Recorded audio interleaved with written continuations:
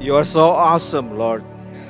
Untuk itu Tuhan kami mau Tuhan datang ke hadirat-Mu Tuhan. Di dalam kekaguman kami Tuhan terhadap Engkau. Karena Engkau sungguh Allah Bapa kami yang kekal ya Tuhan. Padamu lah Tuhan segala puji-pujian yang kami sudah naikkan ya Tuhan. Karena kami tahu ya Tuhan Engkau bertahta di atas puji-pujian kami. Untuk itu Tuhan kami mau Tuhan Engkau hadir pada pagi hari ini. Di dalam kehidupan kami Tuhan, dalam jemaat kami, dalam persekutuan kami ya Tuhan. Untuk mendengarkan ya Tuhan suara isi hati-Mu ya Bapa. I'm standing before you Lord. Pada pagi hari ini Tuhan. Untuk memohon kekuatan ya Tuhan. Keteguhan dalam hatiku Tuhan. Yang saat ini yang kami perlukan ya Tuhan. Supaya suara-Mu Tuhan terdengar dari setiap sudut ruangan ini ya Tuhan. Yang akan mengubahkan kehidupan kami ya Bapa. Terima kasih ya Tuhan. Terima kasih ya Bapa. Kosongkan hati hamba-Mu. Biar Engkau yang beracara Tuhan dalam tubuhku ini ya Tuhan. Segala ucapan-Mu Tuhan biar ini merupakan daripada ucapan surgawi ya Tuhan. Yang akan menyegarkan hati dan jiwa kami. Dalam nama Tuhan Yesus Kristus kami sudah berdoa. Amin. Haleluya. Shalom. Thank you Rahman. Thank you. All the singers, para musik. Shalom, shalom, shalom. Apa kabar Bapak Ibu sekalian? Luar biasa.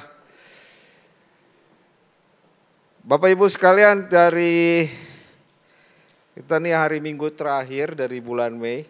Tidak terasa kita sudah 5 bulan melewati tahun 2025. Jika saudara dan saya ada pada pagi hari ini, karena itu semua kasih karunia.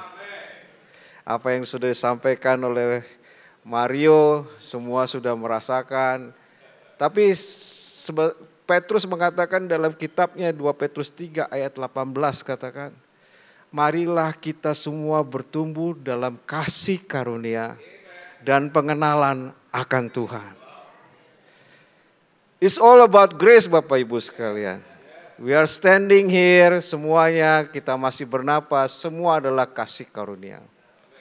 Jadi kita gak usah terlalu pusing-pusing, kita melihat sebuah sekeliling kita, keadaan, tapi kita percaya bahwa Tuhan tidak tidur. Tuhan memperhatikan kita semua, tidak meninggalkan kita dan tidak membiarkan kita. Mari kita bertumbuh Bapak Ibu sekalian dalam kasih karunia dan pengenalan akan Tuhan. Kita masih dalam tema, I'm not sure this is the last tema di bulan ini, Come to the Altar dari Mazmur 43 dan ayat keempat. Dan saya yakin semua jemaat sudah diberkati dengan tema ini pada bulan ini. Dan sudah mendengarkan sharing firman Tuhan dari pembicara-pembicara yang luar biasa. Dan saya yakin kita semua diberkati. Tapi sebagai pembicara terakhir kadang-kadang saya mencari lebih sulit. Karena semua sudah dibicarakan Bapak Ibu sekalian. Jadi saya berlutut berdoa, Tuhan saya mesti sharing apa tuh. Anyway, tapi Tuhan mengajarkan saya bahwa pagi hari ini kita come to the altar is about the fellowship Bapak Ibu sekarang. Kita akan bahas mengenai fellowship dari sudut pandang daripada jemaat. Dan saya yakin dan percaya saudara di sini dan tidak akan saudara di sini tidak kebetulan karena semua dikumpulkan Allah. Saya yakin saudara akan diberkati oleh fellowship kita.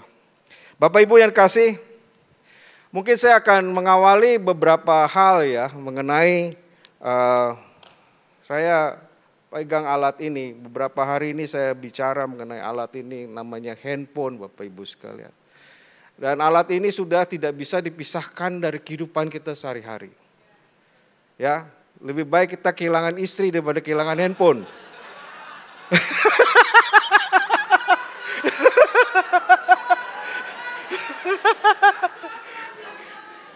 Ya, kemarin di Patra Komsel istri saya charging dan itu sampai di handphone itu jam 1 malam kalau nggak salah. Dia balik ke Patra untuk mencari handphonenya ini. Saudara kasih, kehidupan alat ini tuh sungguh luar biasa. Sampai sekarang tidak ada, apalagi anak-anak yang sudah generasi Z, Kenara dan teman-teman itu udah hidupnya udah handphone Bapak Ibu sekalian. Kita juga. Saudara kasih, kita udah hooked up dengan handphone ini. Ya, kalau kita dulu belajar waktu SD, apa yang dipentingkan dalam hidup? Sandang, pangan, dan papan. Sekarang handphone, sandang, pangan, dan papan. Jadi handphone nomor 1 sekarang. Jadi kehidupan kita udah tidak bisa dipisahkan dari alat ini Bapak Ibu sekalian. Jadi semuanya all the gadget dan semua ini kita sampai ada kalau kita masih yang sudah seumur saya ini dan Pak Nino masih pegang dompet yang tebal-tebal. Tapi kalau Kenara dan sekalian udah nggak pegang dompet, Bapak Ibu sekalian. Di baliknya di sini ada kartu, jadi nggak ada dompetnya. Jadi ini semua alat pembayar, alat komunikasi, alat pembayaran, beli baju, beli alat-alat rumah tangga, semua ada di sini. Ya, sampai kasihan Bapak Ibu sekalian, itu mal-mal sekarang sudah sepi. Bahkan tidak ada yang beli karena semua dilakukan dari handphone Bapak Ibu sekalian. Kita mengalami perubahan yang sangat signifikan saat-saat ini karena alat ini Bapak Ibu sekalian. Alat ini. Saudara kasih, kalau kita pertama kali beli handphone ini, tentu kita tidak bisa pergunakannya right away. Immediately kita nggak bisa pakai. Kita harus set up dulu, ya kan, sesuai dengan apa yang kita inginkan di dalam pemakaian handphone ini. Ya kan, ada yang 5G, ada yang 4G, dan sebagainya. Lalu setelah kita set up Bapak Ibu sekalian, lalu bagaimana kita menggunakan handphone ini? Ya, this is the mindset of penggunaan handphone ini. Mindset kita itu untuk apa handphone ini? Kalau saya cuma sekedar alat komunikasi, tapi orang sudah punya ke sosial media dan sebagainya. Dan ini menjadi mindset yang agak berubah. Kalau kita bicara sosial media, does it really about social?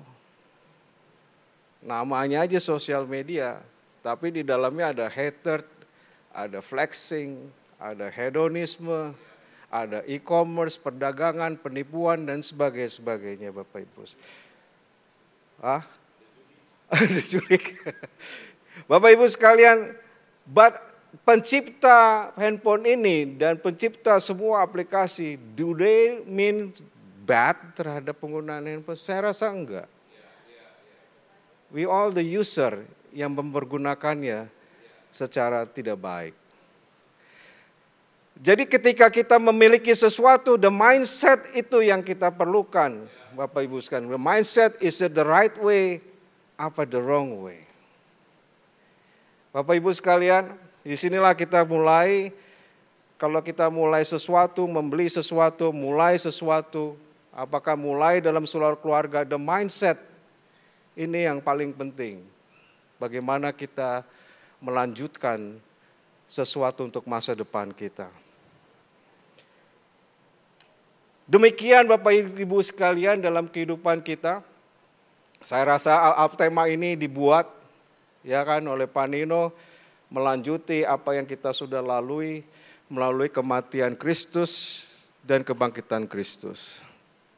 Saudara-saudara kasih, dosa kita sudah diampuni semuanya dan kita sudah menikmati kehidupan pasca kebangkitan Kristus.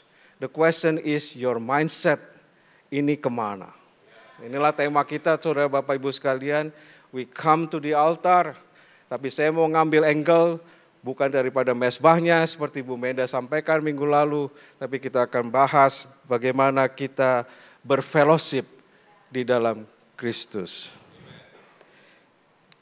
Jadi Bapak Ibu sekalian kembali kepada handphone. Saya lupa Bapak Ibu sekalian tolong jaga-jaga anak-anak saudara yang masih kecil-kecil. Saudara tidak mungkin bisa mengontrol apa yang ada di sini. Saudara punya kewajiban untuk mengontrol anak-anak saudara dalam penggunaan handphone ini dengan baik.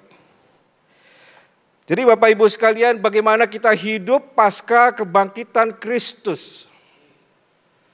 It's just not one-off event kebangkitan Kristus, tapi itu keberlanjutan dalam kehidupan kita setiap hari Bapak Ibu sekalian. We need to declare the resurrection of Jesus every day. Kalau enggak percuma Tuhan Yesus bangkit daripada kematian. This week kita akan merayakan kenaikan Tuhan Yesus. This is a series of event untuk kita pelajari bagaimana kita hidup dalam pasca kebangkitan Kristus. Roma 10 ayat 9 katakan, Roma 10 ayat 9. Sebab jika kamu mengaku dengan mulutmu bahwa Yesus adalah Tuhan dan percaya dalam hatimu bahwa Allah telah membangkitkan Dia dari antara orang mati, maka kamu akan diselamatkan. So kita perlu deklarasi kebangkitan Kristus every single day. Bapak Ibu sekalian, kebangkitan Tuhan Yesus itu yang sudah saya share bulan lalu, itu punya pengharapan buat kita masa depan kita yang baik. Jadi apa yang kita hadapi seperti Mario sharing, come on man. Habis gelap terbitlah terang. Besok you don't know. Tapi rahmat dan anugerah Tuhan baru setiap pagi. Kita nggak perlu khawatir dengan kehidupan kita. Tapi kita perlu harus bertumbuh. Tadi apa? Dalam kasih karunia dan pengenalan akan Tuhan. Jadi Bapak Ibu sekalian, firman dari Roma 10 ayat 9 ini mengingatkan sekali kepada kita semua. We need to declare the resurrection of Jesus every single day. Tuhan Yesus sudah bangkit. Kalau kita mendengar PHK, Tuhan Yesus sudah bangkit. Kalau kita melihat ada sakit penyakit, Tuhan Yesus sudah bangkit. Semua sudah selesai. Kita harus percaya itu dalam hati kita Bapak Ibu sekalian. Jadi kita nggak perlu ada yang dikhawatirkan di Matius 6 ayat 32. Janganlah engkau khawatir dengan segala sesuatu. Yes, sebagai manusia kita khawatir Bapak Ibu sekalian. Yes, kalau kita mendengar anak-anak kita, ya saudara-saudara kita, kalau kita mendengar anak kita lagi begini, kaget gitu. Itu kita manusia biasa. Makanya kita mengatakan kepada Tuhan, katakan kepada Joshua, kuatkanlah dan teguhkanlah hatimu. What we are going through, apa yang kita akan hadapi, tidak mudah. Tapi minta kekuatan Tuhan dan keteguhan Tuhan, supaya kita bisa melalui segala sesuatu. Amin. Bapak Ibu sekalian, bagaimana kita hidup di dalam pasca kebangkitan Kristus? Hari ini saya akan share bagaimana kehidupan jemaat mula-mula yang Tuhan taruh dalam hati saya untuk di-share kepada jemaat. Bagaimana kehidupan jemaat mula-mula. Tapi the background of jemaat mula-mula itu sebenarnya adalah kebangkitan Kristus yang dialami Petrus. Dan Rasul Petrus dimasukkan ke dalam Roh Kudus dan banyak orang dari situ bertobat. Dan dari pertobatan itu harusnya dimulai dengan persekutuan. Hari ini kita akan belajar persekutuan dari jemaat mula-mula Bapak Ibu sekalian dari Kisah Para Rasul 2 ayat 41 sampai 47.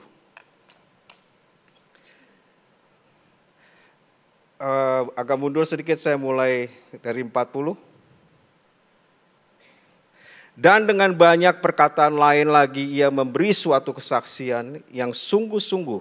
Dan ia mengecam dan menasihati mereka, katanya, berilah dirimu diselamatkan dari angkatan yang jahat ini. Orang-orang yang menerima perkataannya itu memberi diri dibaptis, dan pada hari itu jumlahnya mereka bertambah kira-kira 3.000 jiwa. Mereka bertekun dalam pengajaran rasul-rasul dan dalam persekutuan dan mereka selalu berkumpul untuk memecahkan roti dan berdoa. Maka ketakutanlah mereka semua, sedang rasul-rasul itu mengadakan banyak mujizat dan tanda. Dan semua orang yang telah menjadi percaya tetap bersatu, dan segala kepunyaan mereka adalah kepunyaan bersama. Dan selalu ada dari mereka yang menjual harta miliknya, lalu membagi-bagikannya kepada semua orang sesuai dengan keperluan masing-masing. Dengan bertekun dan dengan sehati mereka berkumpul tiba-tiba hari dalam bait Allah. Mereka memecahkan roti di rumah masing-masing secara bergilir dan makan bersama-sama dengan gembira dan dengan tulus hati. Sambil memuji Allah dan mereka disukai semua orang dan tiap-tiap hari Tuhan menambah jumlah mereka dengan orang yang diselamatkan. Amin. Saudara-saudara kasih, persekutuan dalam jemaat mula-mula sangat penting. Sangat penting Bapak Ibu sekalian. Karena jumlahnya tadi sudah dikatakan 3.000 jiwa. Kenisa ada berapa? 300 jiwa. 1/10-nya. Tapi bukan untuk menghindar kata-kata persekutuan di dalam Kenisa ini Bapak Ibu sekalian. Persekutuan itu sangat penting.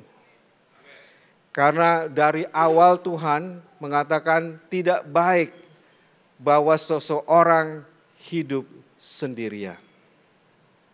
Kita harus bersekutu dengan orang lain. Ayat ini menandakan bahwa Tuhan bikin correction terhadap penciptaannya. Ketika dia melihat Adam sendirian main-main dengan binatang-binatang, Tuhan tidak suka apa yang dia lihat. Makanya kita ada supplementary creation. Adalah seorang teman yang sepadan untuk Adam. Bapak Ibu sekalian, fellowship dalam bahasa Yunaninya adalah koinonia. Koinonia, yaitu persekutuan yang bersama-sama mempunyai kesepahaman mengenai body of Christ di dalam persekutuan. Agak berbeda persekutuan dengan komunitas Bapak Ibu sekalian. We are not community dalam Kenisa. We are the fellowship, persekutuan. Perbedaannya di mana Bapak Ibu sekalian? Hampir mirip sama-sama, komunitas itu adalah yang sama, seragam, punya hobi yang sama, komunitas lari, komunitas berenang, komunitas pedal, komunitas macam-macam Bapak Ibu sekalian. Perbedaan-perbedaan antara dua hal ini, persekutuan dengan komunitas adalah persekutuan itu punya rasa tanggung jawab. Agak berbeda dengan komunitas. Komunitas tidak punya rasa tanggung jawab. So, persekutuan bukan convenience relationship. Ketika saya suka masuk dalam persekutuan, ketika saya tidak suka, kita keluar dari persekutuan. Persekutuan adalah suka tidak suka is your brother and sister. Kalau komunitas sakit hati dikit, ganti komunitas lain. Nggak suka sama seorang, gantilah gitu kan. Tapi persekutuan you cannot do that. Karena persekutuan demikianlah yang diperlihatkan oleh jemaat mula-mula. Bagaimana di dalam persekutuan itu mereka bersatu Bapak Ibu sekalian. Jadi persekutuan itu bukan voluntary Bapak Ibu sekalian. Persekutuan is a compulsory relationship. Kalau Bu Meda mengatakan based on the covenant satu sama lain. Walaupun kita di dalam latar belakang yang berbeda-beda, tapi we are based on the covenant. Kita adalah orang-orang yang freak loving Jesus. Karena itulah Bapak Ibu sekalian, dalam persekutuan itu kita tidak bisa mudah sakit hati. Lihat cara orang pakaian aja udah mulai gak suka. Orang berkata-kata salah aja mulai tidak suka. Dan sebagainya dan sebagainya. Tapi dalam persekutuan itu kita harus punya tanggung jawab to the body of Christ. Amin. Saudara-saudara kasih, jadi persekutuan itu bukan based on kenyamanan. Komunitas ya kenyamanan. Ya lari, berenang ya kan. Kalau you nyaman aja. Kalau gak nyaman, get out from there gitu kan. Nggak ada yang nyalain, nggak ada yang salahin dan segala macam. Tapi persekutuan ada conviction di dalam kita bahwa kita belongs to the persekutuan. Bapak Ibu sekalian, apa yang kita lakukan di dalam persekutuan? Ada 3 hal yang disampaikan di ayat 42, yaitu mereka mengajar rasul-rasul, mereka dalam pengajaran rasul-rasul dalam persekutuan, dan mereka selalu berkumpul untuk memecahkan roti dan berdoa. Saudara-saudara kasih, firman Tuhan dalam persekutuan adalah the central point di dalam persekutuan kita. Why Bapak Ibu sekalian? Karena dalam firman Tuhan ada suara Tuhan. Firman Tuhan itu bukan sembarangan, bukan main-main. Bapak Ibu sekalian, kalau saya sama Pak Nino mengatakan kalau ada orang yang berkhotbah tidak ada Yesus di dalamnya, mungkin kita mesti hati-hati mendengarkannya. Mungkin dia adalah apa itu namanya? Motivator. Tapi kalau kita ada Yesus, kita sering bring Yesus the center of the persekutuan itu sendiri. Saudara-saudara kasih, makanya kita tuh sekarang sama firman Tuhan udah gak bisa dipisahkan. You have to read every day. Karena ada suara Tuhan di dalam itu. Saya pikir kalau baca firman Tuhan, the best time is always in the morning. Karena tidak ada gangguan atau apapun. Kita hanya fokus, kita baru aja bangun tidur dan berlutut dan membaca firman Tuhan. Saya juga masih bolong-bolong Bapak Ibu sekalian. Karena ada kesibukan yang lain-lain. Tapi saya selalu ingat, even saya forget in the morning, saya akan baca firman Tuhan setelah itu. Karena apa Bapak Ibu sekalian? Ada suara Tuhan. In the beginning of the word, awalnya adalah firman. Yohanes 1 ayat 1 Bapak Ibu sekalian. Dengan Yohanes 1 ayat 1 kita tahu bahwa suara Tuhan ada di dalam firman Tuhan. Tidak hanya membaca Bapak Ibu sekalian, we have to commit terhadap apa yang kita baca. Kalau enggak ada gunanya kalau kita enggak ada komitmen dalam membaca firman Tuhan Bapak Ibu sekalian.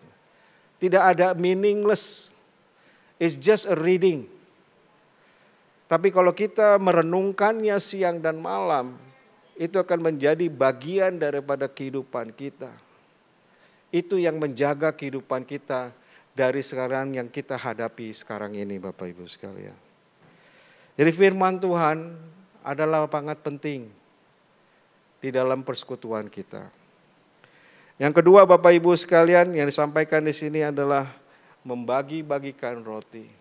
Perjamuan Bapak Ibu sekalian. Every single day yang dilakukan oleh jemaat mula-mula. Kita hanya sebulan sekali, tapi jangan menyalahkan sebulan sekali against setiap hari Bapak Ibu sekalian.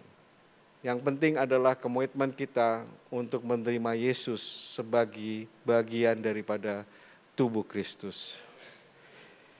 Bapak Ibu sekalian, yang ketiga adalah doa dan selalu berdoa. Di unsur persekutuan itu 3 hal ini, pengajaran, membagikan roti dalam perjamuan, sharing the body of Christ, dan berdoa. Berdoa itu bukan juga lifestyle, sama membaca firman, sama dengan praise and worship Bapak Ibu sekalian. Berdoa itu sama. Karena komunikasi kita dengan Tuhan hanya melalui doa. Komunikasi Tuhan Yesus di Taman Getsemani dengan Bapa di surga hanya dengan doa. Ya Bapak Ibu sekalian, amin. Jadi ada 2 unsur the healthy fellowship Bapak Ibu sekalian. Ada 2 unsur healthy fellowship. Pertama, apakah ada Yesus dalam persekutuan itu? Yang kedua, supporting system di dalam persekutuan. Saya yakin Kenisa itu udah luar biasa supporting systemnya. Sis Friska itu kemana-mana, ya kan, all around. Saya agak sedikit envy atau merasa tertuduh, kenapa saya nggak seperti itu.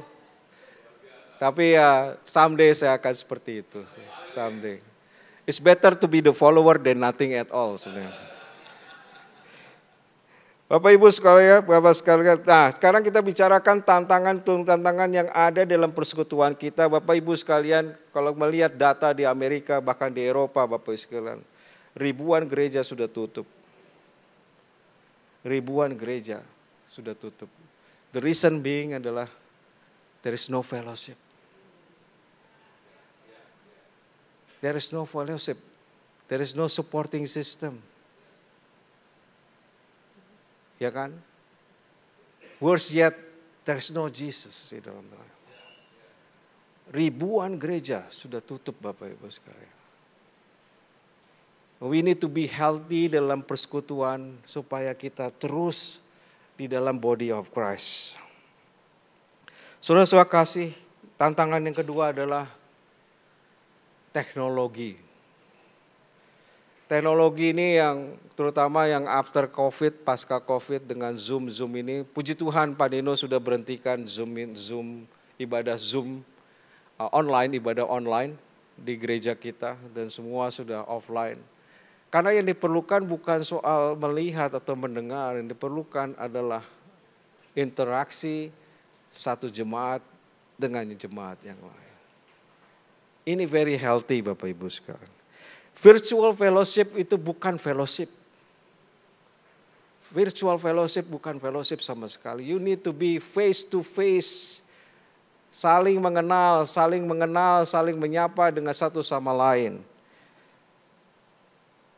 Karena apa Bapak Ibu sekalian? Kita tidak bisa hidup sendiri yang sudah saya sampaikan tadi depan. Pertumbuhan rohani kita itu harus dilakukan bersama-sama. Ada pepatah mengatakan satu bunga mekar bukan tanda musim semi. Tanda musim semi semua bunga harus mekar. Bapak Ibu sekalian, kalau kita melihat ada yang tertinggal di dalam persekutuan kita, please help them. Satu bunga mekar bukan tanda musim semi. Musim semi dipertandakan semua bunga harus mekar. Bapak Ibu sekalian, selanjutnya apa yang dilakukan oleh jemaat mula-mula adalah di ayat 45. Ayat 45. Dan selalu ada dari mereka yang menjual harta miliknya lalu membagi-bagikannya kepada semua orang sesuai dengan keperluan masing-masing. What does it mean? Kalau bahasa sekarang, pelayanan diakonia adalah bagian dari persekutuan kita Bapak Ibu sekalian. We cannot sit in this room only di dalam persekutuan. We have to go out dan memberikan bantuan kepada orang lain. Harus menjangkau jiwa-jiwa Bapak Ibu sekalian.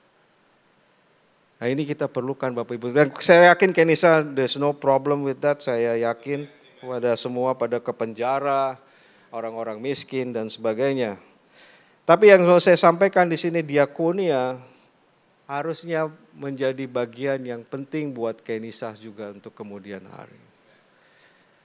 Saya juga sudah bicara dalam hati saya sama Franz, is there any land yang kita bisa layani?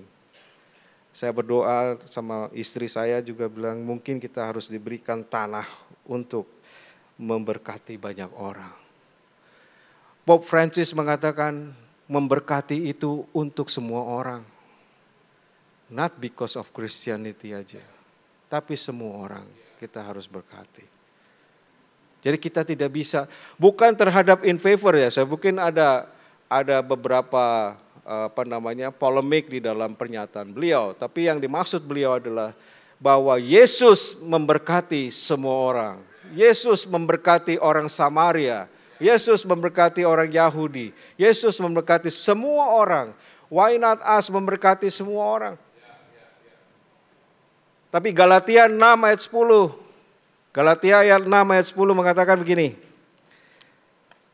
Galatia 6 ayat 10.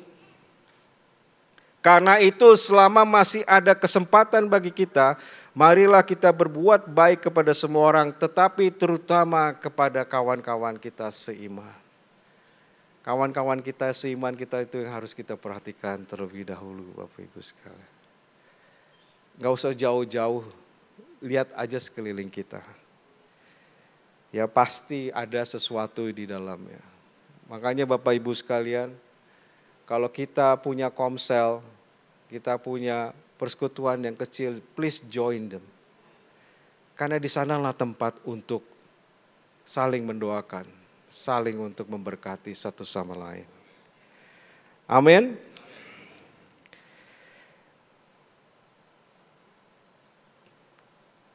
Yang terakhir Bapak Ibu sekalian di ayat 46 sampai 47. Karena itu 46 ayat 47. Korintus Kisah Para Rasul 2 ayat 46 sampai 47.